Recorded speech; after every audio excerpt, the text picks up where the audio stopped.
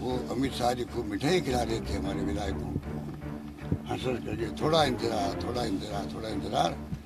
आखिर में सच्चाई की विजय हुई। सुबह भाई की जब मालूम था भाई कि मैं अगर अध्यक्ष बन जाऊंगा, नया मुख्यमंत्री कोई आएगा, तो क्या कारण था कि नया मुख्यमंत्री आने के नाम थी 102 मतलब वो जो लोग थे वो इस कदर मतलब भड़क गए जो आज तक कभी हुआ ही नहीं आज तक। सचिन पायलट जिंदाबाद, जिंदाबाद, जिंदाबाद। भारत का युवा सचिन पायलट जिंदाबाद, जिंदाबाद, जिंदाबाद। भारत का युवा सचिन पायलट जिंदाबाद, जिंदाबाद, जिंदाबाद। कांग्रेस पार्टी की चुनाव को जीत को सुनिश्चित करें और मुझे पूरा यकीन है कि हम लोग अगले 12-13 महीने में खूब मेहनत करकर दोबारा कांग्रेस की सरकार बनाएंगे।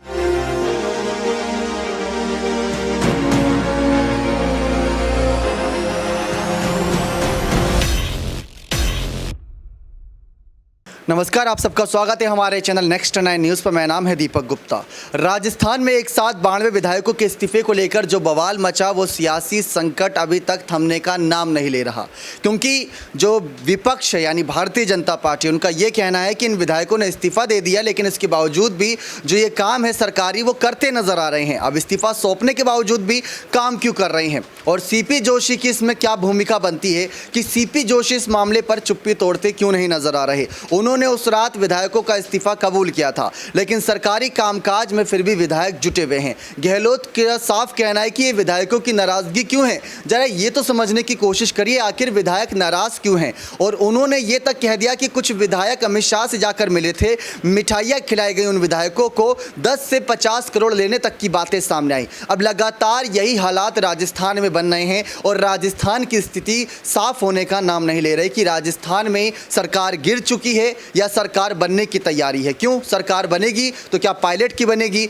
या भारतीय जनता पार्टी जो सरकार अल्पमत में आ चुकी है उस सरकार के खिलाफ यहां पर मोर्चा खोलते हुए मध्यावधि चुनाव की स्थिति का सामना करके अपनी सरकार बनाते नजर आएंगे। तो काफ़ी सारे सवाल हैं और ये सारे सवालों का जवाब हमारे न्यूज़ रूम में तमाम जो सहयोगी हैं उनसे जानने की कोशिश करते हैं। यहाँ पर सबसे पहला जो सवाल है कशिश से लेना चाहेंगे और यहाँ पर चाहेंगे कि किस तरीके से जो राजस्थान में सियासी समीकरण बदल रहा है उस समीकरण को ध्यान में रखते हुए कशिश का क्या कहना है और साथ ही साथ जो 92 विधायकों का इस्तीफा देखने को मिला, कल गहलोत का साफ कहना है कि आखिर विधायक नाराज क्यों, जरा ये तो जान ले पहले आलाकमान, तब बाद में हम पर फैसला देते नजर आए। और साथ ही साथ ये भी बताया जा रहा है कि किस तरीके से आलाकमान की जो स्थिति है वो साफ नहीं होकर दे रही। अभी खबरें सामने आई कि भारत जोड़ो यात्रा में भी सोनिया गांधी शिरकत करेंगी, तो क्या उसी यात्रा के बाद ऐलान करेंगी, क्योंकि भारत जोड़ो यात्रा में पायलट गए थे, उसके बाद सीधा वो केरल से दिल्ली गए, दिल्ली से फिर जयपुर आए, बैठक हुई, सीपी जोशी से मिले और उसके बाद ये सत्ता परिवर्तन का खेल शुरू हुआ। सबसे पहला सवाल और सबसे सटीक जवाब आपसे चाहेंगे कि 92 विधायकों के इस्तीफे की नाराजगी की वजह क्या है? देखिए, सबसे बड़ी वजह तो यही है यहाँ पर कि सचिन पायलट को वो लोग पसंद नहीं करते क्योंकि अशोक गहलोत पसंद नहीं करते। अब अशोक गहलोत का वो यहाँ पर नफरत कह लीजिए या फिर जलन कह लीजिए सचिन पायलट से, क्योंकि वो बयान भी सबको याद ही होगा यहाँ पर जब अशोक गहलोत ने कहा था कि कोई भी अचानक से राजनीति में आता है बिना किसी रगड़ के और उसके बाद यहाँ पर आकर इंग्लिश बोलने लग जाते, काफ़ी कुछ इस बात को लेकर कहते नजर आए। उन्होंने कहा था कि मुझे कितना ज़्यादा अनुभव है, मैंने कितनी रगड़ाई अपनी ज़िंदगी में देखी, अनुभव मैंने यहाँ पर देखा है, इतना अनुभव सचिन पायलट के पास नहीं है। तो ये कहीं ना कहीं जो जनता सचिन पायलट को पसंद करती है और अशोक गहलोत को उतना पसंद नहीं करती, तो उस बात की जलन अशोक गहलोत में नजर आती है। साल 2008 में सीपी जोशी मुख्यमंत्री बनने वाले थे, 1 वोट से हारे थे। साल 2018 में सचिन पायलट मुख्यमंत्री बनने वाले थे, यहाँ पर गहलोत को कुर्सी दी गई। तो कौन सी रगड़ाई इन्होंने की है? किसी और के नाम पर वोट मांगे, खुद आपने मुख्यमंत्री कुर्सी संभाली। देखिए, ये बात पूरी 100% यहाँ पर सच है कि आपने किस बात की रगड़ाई देखी है, क्योंकि यहाँ पर सिर्फ बातें करना आता है। अशोक गहलोत को आपने यहाँ पर 92 विधायकों की बात की, तो देखिए यहाँ पर वो क्या कहते नजर आए हैं कि मुझे नहीं मालूम था वो लोग यहाँ पर इस्तीफा देने वाले हैं या फिर वो इस तरीके से बैकआउट करने वाले हैं, जबकि उन्हें सब मालूम था। और अब किस तरीके से सचिन पायलट पर उनके विधायकों पर इल्ज़ाम लगाते नजर आए कि वो अमित शाह से मुलाकात हुई, वहाँ पर मिठाई खाई। तो आप सिर्फ बिना हाथ पैर की बातें करके जनता के सामने अगर अच्छे बनने की कोशिश करें तो वो नहीं है पॉसिबल, क्योंकि जनता समझ पा रही है राजस्थान की कि अशोक गहलोत क्या है और सचिन पायलट क्या है। तो इनके सवालों से एक जवाब ये बनता है कि जिस तरीके से जो हालात बने थे उसमें पायलट खेमे पर कई सारे आरोप लगाए गए। आरोप लगे, ये बात गहलोत जानते कि वो बीजेपी से मिलने वाले थे, इसके बावजूद भी साल 2020 में कांग्रेस पार्टी में बने रहने की इजाज़त मिली पायलट खेमे को और काम उनसे करवाया गया। लेकिन जब बात आई यहाँ पर उनको दाम वसूल करने की, यानी कि उनको कोई बड़ा पद देने की, तो उसके लिए ये इनकार कर रहे हैं। यानी आप काम करवा सकते हो लेकिन बड़ा पद नहीं दे सकते। हमारे साथ मौजूद है यहाँ पर प्रांशी और इनसे सीधे सवाल सीपी जोशी को लेकर रहेंगे कि सीपी जोशी जो साल 2008 2008 में मुख्यमंत्री बनना चाहते थे, लेकिन साल 2022 में शांति धारीवाल ने साफ कह दिया कि वो मुख्यमंत्री नहीं बल्कि अपने जिस पद पर है उसी पर कार्यरत रहेंगे और 12 राज्यों के प्रभारी रह चुके, वो अच्छी बात है, उनको एक्सपीरियंस बहुत ज़्यादा है, पायलट से ज़्यादा ही एक्सपीरियंस कहेंगे उन्हें है। लेकिन सीपी जोशी जो 92 विधायकों के इस्तीफे पर चुप्पी साधे हैं, आलाकमान ने गुस्सा जाहिर करा कि आपने इस्तीफा क्यों कबूल करा। तो इस्तीफे को लेकर आपकी क्या राय है कि क्या इस्तीफा हो चुका है, क्या सरकार गिर चुकी है? अगर गिर चुकी है तो क्या चुनाव की स्थिति राजस्थान में बन रही है इस समय? देखिए, जैसा कि दीपक आपने यहाँ पर तमाम जानकारियाँ दी हैं दर्शकों को, अगर उन पर अगर गौर किया जाए, यहाँ पर अपनी बात रखी जाए, तो कहीं ना कहीं ऐसा लगता है कि अशोक गहलोत को लेकर अगर इस्तीफे की बात कही जा रही है तो वो साफ नहीं हुआ है। शायद इस्तीफा दिया भी जा चुका हो। फिलहाल तो स्थिति यहाँ पर वही बनी हुई है, क्योंकि यहाँ पर सभी काफ़ी ज़्यादा कन्फ्यूज़ होते हुए नजर आ रहे हैं। एक तरफ है यहाँ पर इस्तीफे की बात की जा रही है, लेकिन दूसरी ही तरफ अशोक गहलोत ने यह भी कहा कि आने वाले 5 साल में राजस्थान की कमान उनके हाथों में रहेगी, कांग्रेस एक बार फिर से सत्ता में आएगी। कांग्रेस सत्ता में आएगी ये मानते हैं यहाँ पर, क्योंकि यहाँ पर इस वक्त देखा जाए तो ऐसे कई नाम इस वक्त चर्चा में बने हुए हैं, चाहे वह सीपी जोशी हो, उनसे हटकर भी ऐसे कई नाम सामने आ चुके हैं। रघु शर्मा का नाम सामने आया है। रघु शर्मा तो दोनों ही गुटों से संपर्क साधे हुए हैं। वह ना ही गहलोत गुट के हैं, ना ही सचिन पायलट के गुट के हैं। वह आलाकमान के संपर्क में बने हुए राहुल गांधी के काफ़ी ज़्यादा करीबी हैं। तो एक तरीके से देखा जाए उन्हें भी बनाया जा सकता है। तो इस तरीके से यहाँ पर कई ऐसे नाम सामने आ रहे हैं। फिलहाल अगर इस्तीफे पर गौर किया जाए तो मुझे नहीं लगता कि उन्होंने इस्तीफा दिया होगा, क्योंकि जिस तरीके से डंके की चोट पर वह कह रहे हैं कि आने वाले समय में सत्ता उन्हीं के हाथ में रहने वाली है, इस तरीके से। जी बहुत बहुत धन्यवाद। लेकिन यहाँ पर हमारे साथ साक्षी मौजूद है जिनसे हम कुछ चर्चा कर ही रहे थे और साथ ही साथ सवाल लेने की कोशिश रहेगी कि राजस्थान की सत्ता में पायलट से क्या दिक्कत है गहलोत खेमों को? बागी हुए थे ये हर कोई जानता है, लेकिन एक गलती तो भगवान ही माफ़ कर देते हैं और ये तो फिर भी मतलब कह सकते हैं इंसान है, और वो गलती को बार बार दोहराने की कोशिश यहाँ पर कांग्रेस ही कर रही कि पायलट दोबारा वो गलती दोहराएं। और उनको लेकर सवाल की स्थिति जो बनी हुई है कि जो सरकार गिर चुकी है या बन चुकी है, पायलट चुप्पी नहीं तोड़ दे। पायलट ये कह रहे हैं कि जो झूठी खबरें फैलाई जा रही हैं, जो अफवाहजनक खबरें फैलाई जा रही हैं, उनको रोकना चाहिए। लेकिन उनको ये समझना चाहिए कि समर्थक उनके समर्थन में है और उनको ही पायलट को ही यहाँ पर राजस्थान का पायलट बनाना चाह रहे हैं। तो इस स्थिति में आप क्या देखते हैं कि राजस्थान में गहलोत या पायलट, असल में सबसे बड़ा खेल कौन खेल रहा है? देखिए, सबसे बड़ा यहाँ पर खेल की बात करें तो हाँ, अशोक गहलोत जिन्हें जादूगर कहा जाता है वो यहाँ पर सबसे बड़ा खेल खेल रहे हैं।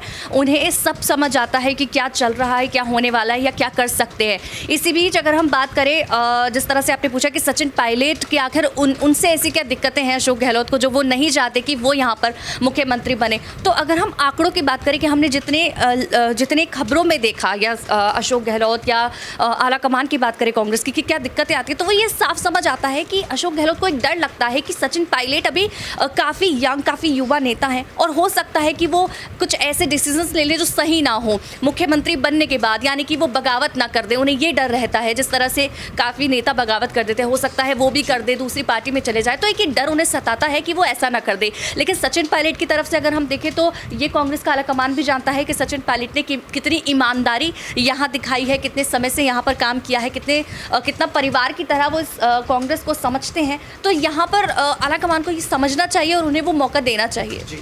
तो यहाँ पर साक्षी ने एक जो वर्ड यूज़ करा, परिवार शब्द, मतलब परिवार में लड़ाइयाँ भी होती हैं, फूट भी होती हैं, लेकिन परिवार हमेशा एकजुट रहता है।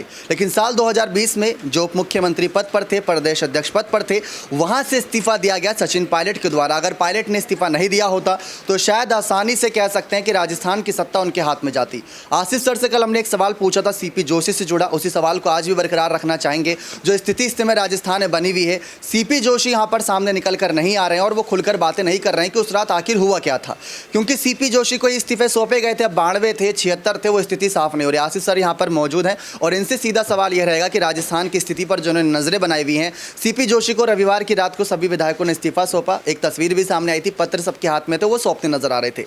लेकिन सरकार क्या गिर चुकी है राजस्थान में? क्या सीपी जोशी को सामने आकर ये बता देना चाहिए कि सरकार अल्पमत में आ चुकी है? देखिए, सरकार वाकई में राजस्थान से गिर तो गया है, लेकिन सियासी तौर पे बीजेपी की तरफ नज़र करें तो उस लिहाज से नहीं गिरा। सरकार गिरा है सिर्फ और सिर्फ कांग्रेस खेमे में गिर गया है।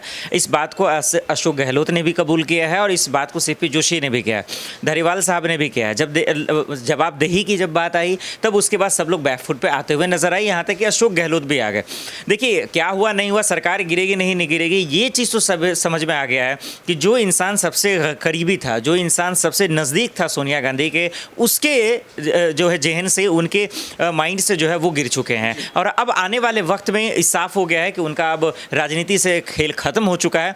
आज कुछ चंद औपचारिक ही ऐलान बचा हुआ, मुझे लगा कुछ दिन के बाद सचिन पायलट के समर्थन में होगा या फिर कोई और नेता हो, लेकिन इतना हो गया कि सीपी जोशी, धरीवाल साहब और अशोक गहलोत ने जो खेल खेला उसका खमियाजा उन्हें भुगतना पड़ रहा है और आगे भी भुगतना पड़ रहा है। कांग्रेस पार्टी बच गई, क्योंकि अगर कांग्रेस के अध्यक्ष गहलोत बन जाते तो शायद उनकी चलती और किसी और की नहीं चलती। युवा चेहरे तो दिखते ही नहीं। वाकई हाँ, ये एक एग्जैक्टली है, लेकिन उस चीज़ को ही समझते हुए उन्होंने इन चीज़ को दरकिनार कर दिया, जो है अलग कर दिया। लेकिन अब देखना होगा आने वाले वक्त में क्या होता है। लेकिन एक सच्चाई ये ज़रूर है कि चुनाव में चेहरे कोई भी होंगे, कोई भी नया चेहरा आ सकता है, सचिन पायलट भले ही ना हो, लेकिन ये हकीकत है कि अब सोनिया गांधी अशोक गहलोत को कोई जिम्मेदारी दे। पायलट बीजेपी से चुनाव लड़ेंगे? नहीं, वो जाएंगे भी नहीं, मुझे नहीं लगता। हालांकि ये सब सवाल हम लोगों ने उठाया था कि बीजेपी में जा सकते हैं, आम आदमी पार्टी में जा सकते हैं, लेकिन देखिए पायलट वो उनके पास वो ऑप्शन नहीं है, क्योंकि अब वो एक जिम्मेदार नेता हो चुका है। जिम्मेदार नेता को इस तरह का कदम उठाने से पहले 100 बार सोचना पड़ता है। गुलाम नबी आज़ाद ने जिम्मेदारी के तौर पर अपने कदम पीछे करे थे, हर कोई जानता है। बहुत बहुत शुक्रिया आसिफ सर। लेकिन सीपी जोशी की स्थिति जो इस समय है, कह सकते हैं कि आला कमान से उनको फटकार मिली कि उन्होंने उस रात इस्तीफा क्यों कबूल किया। उनको तो कबूल करना ही था जिस पद पर है, लेकिन सीपी जोशी के हाथ में कह सकते हैं उन विधायकों की अब इस्तीफे की तलवारें वो लटकती नजर आ रही है। बस उनका एक ऐलान बाकी है। सरकार गिर चुकी है, ऐसा यहाँ पर आसिफ सर कह रहे हैं। मध्य अवधि चुनाव की स्थिति बन रही है, लेकिन किसकी जीत और किसकी हार होगी, कौन बनेगा राजस्थान का अगला मुख्यमंत्री। साल 2023 में चुनाव होने हैं, लेकिन साल 2022 में चुनाव की स्थिति बन चुकी है। गहलोत ने साफ कहा था कि आखिर विधायकों की नाराजगी क्यों है, आला कमान से वो समझने की जरूरत है। अब देखते हैं आने वाले वक्त में क्या कुछ और राजस्थान में हेरफेर होते हैं। सत्ता परिवर्तन का खेल क्या जारी रहता है या सियासी संकट अब थमता नजर आएगा। आपकी क्या राय है कि आप राजस्थान की सत्ता में किसे राज करता देखना चाहते हैं? अपनी राय खुलकर कमेंट सेक्शन में जोड़ दीजिएगा। बहुत बहुत धन्यवाद।